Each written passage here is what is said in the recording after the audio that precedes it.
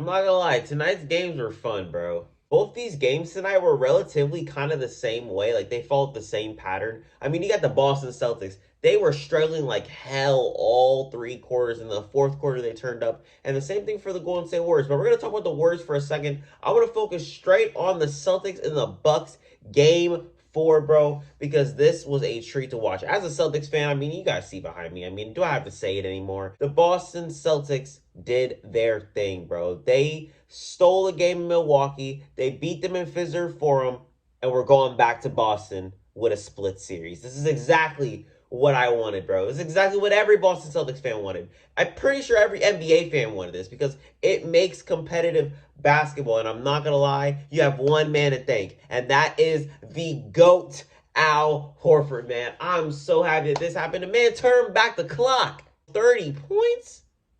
30 points from old Al, bro. Not to mention he still grabbed 8 rebounds and he made 5 threes at that. The dude was doing everything for us, bro. And I'm not going to lie when I say this, Al Horford has been the best Boston Celtics this series. He's been the best Celtic this series. And it shouldn't be like that. I mean, we all know it shouldn't be like that. It should be either Jaylen Brown or Jason Tatum, if you ask me. But seeing Al Horford play like this, and seeing that he hasn't missed a step is just so fun to watch, bro. He loves it in Boston. He said he's happy to be back in Boston, and he has unfinished business. He got stuff to take care of, bro. That dunk that he had me going crazy, bro. Because in the beginning of the game, Giannis dunked on him, stared his ass down, and Al Horford's like, all right, bet. He's like, all right, bet.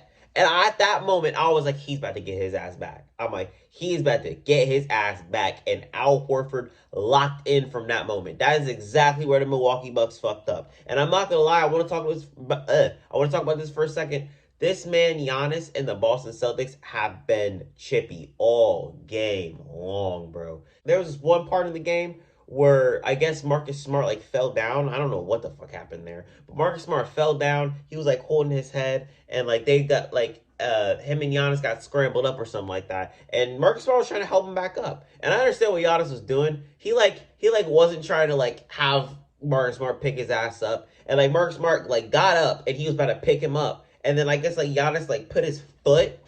He put his foot in Marcus Smart's face, and Marcus Smart was like, fuck it, bro. Fuck you. You know what I'm saying? And I understand what Giannis is doing. Like, it's the playoffs, bro. I'm not trying to have you pick me up type shit. You know what I'm saying? But at the same time, it's like, bro, like, come on, dude. Come on. Just let the man pick you up, dude. Damn. He's trying to be a good guy, bro. But anyway, Al Horford was the reason in game 3 why that game was so close. He was the reason why we even won this game in game 4. But another guy who's the reason why we won this game is Jason Tatum, man. And throughout the first 3 quarters, the man was just absolutely silent, bro. Wasn't, having as bad of a game as what he had in game 3, but he was just silent. He just felt like he wasn't even there. But the fourth quarter rolled around, and Jason Tatum and Al Horford basically just said, fuck it, let's put the team on our back, bro. They needed it, bro. They needed it. They put that backpack on and they went to work, bro. Jason Tatum, he had 12 points in the fourth quarter. Al Horford, he had 16 in the fourth quarter. This is the Jason Tatum that I want to see in these quarters, bro. In the clutch, is Jason Tatum going to show up? You're damn right he is, bro. This is Jason Tatum from last year, bro. Jason Tatum, who had the most fourth quarter points last year. Performances like the Bucks. This is the Tatum that I know, bro. And I love to see it. Thing that I had wasn't in my notes, but I want to talk about it for a second, is the Boston Celtics defense. Because what I really noticed with this game is that when the Boston Celtics were losing, they weren't losing by that much. We weren't hitting any shots. Like, I'm telling you, we were not hitting any damn shots. I mean, Grant Williams was bricking everything. Everything that Payne Pritchard threw up there, it was a brick. Everything that Daniel Tice threw up there, it was a brick. It don't matter how close that nigga is to the rim, he will not make the shot. But that's besides the point. The point is that the Celtics, the point is that the Boston Celtics, no. The point is that when we were losing, we weren't losing by a lot. And that just goes to show that our defense is there. And like in these situations, if we do catch fire, we can open up the lead. And I think that that's very, very scary. And I think many people need to, realize that. Another reason for that is Derek White. I mean, the man played amazing today. Let me see what his stat line was.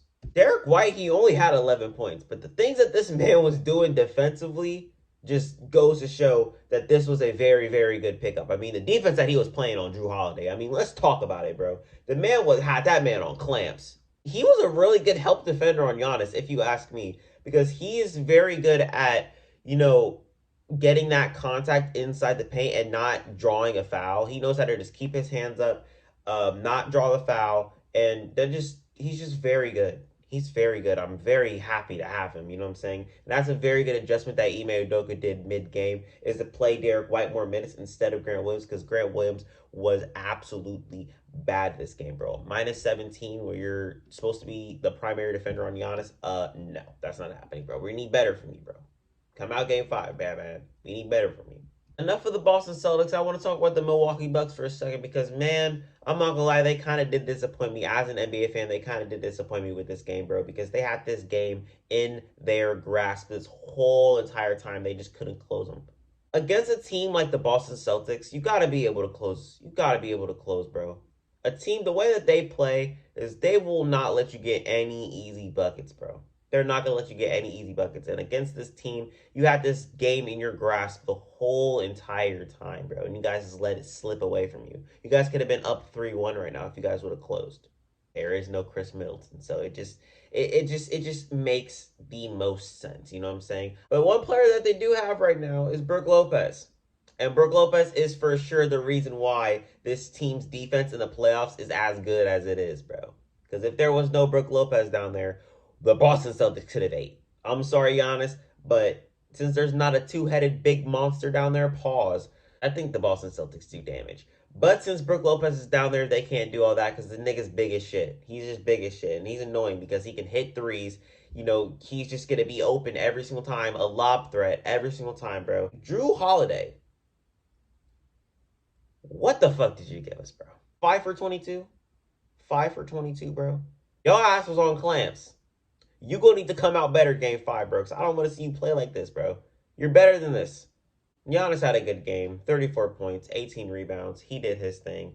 He did shoot 14 for 32. We kind of did have him clamped up a little bit, not as much as we would like. I wanted to talk about the Warriors and Grizzlies before I get out of here, man.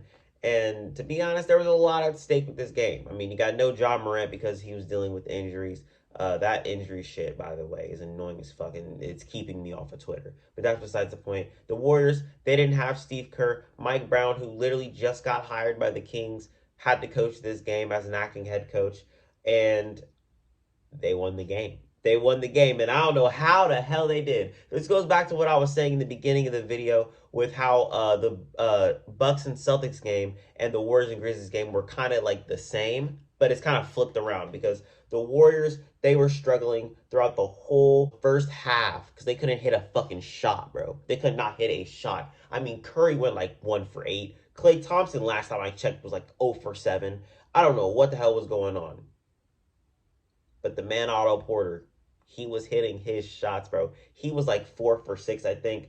And he was kind of like their spark plug. Curry, you know, in clutch. Klay in clutch, doing his thing. Curry is very, very clutch, by the way. Very, very clutch. And to be honest, if you ask me, I personally think that Curry is more clutch than KD. But people aren't ready to have that conversation. Curry had 18 in the fourth quarter. They needed him. They needed him really, really badly, bro. And now they're up 3-1 because of it. Curry, he ended with what? 30 points?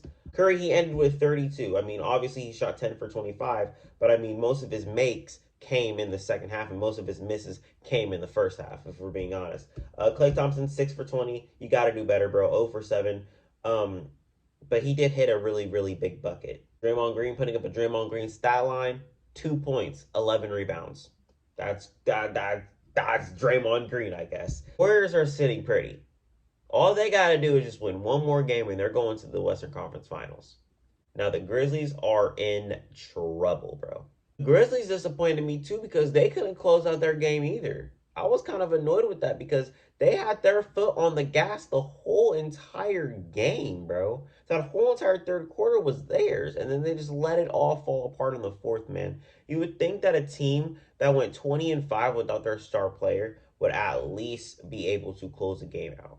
Tyus Jones, he tried leading the way. It didn't work. Dylan Brooks' ass, I don't know what the fuck kind of shots this man takes, it just annoys me. It annoys me. Like, I like Dylan Brooks because he's a very good defender, but it's like his shot selection, bro, is just fucking horrible.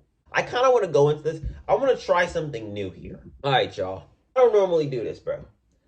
But watch the way that this man takes his shot, bro. This is the worst shot selection I've ever seen. 14 seconds left on the clock. He has the ball. Passing. Klay Thompson on him. He chucks it.